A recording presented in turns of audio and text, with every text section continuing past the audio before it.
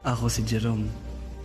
Panahon nang lumipas ng lisanin at iwan ako ng aking ina. Tanda ko pa lahat ng pangako niya na babalikan ako sa puder ng aking ama.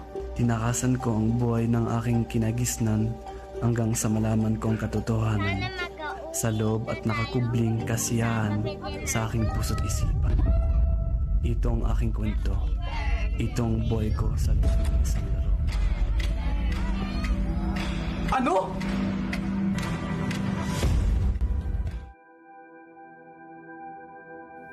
Yung mama ko, may nakapagsabi sa akin na nakita daw siya dito sa Quezon.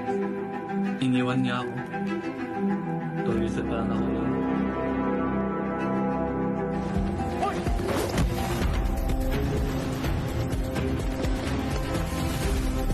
Hoy, Bagmo! Ang ingay niyo! Mga walang iya kayo! Ano ba kayo? Magsasalba sa'yo dito! Ano nang balita dun sa nawawanda? Wala pa eh. Pero naririnig ko sa nabungo pinag-uusapan. Kawawa naman sila.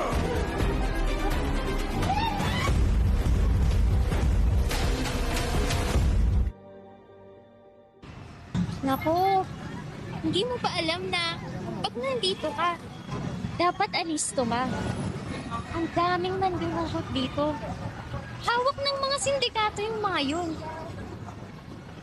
Teka, saan ka ba galing at saan ka pupunta?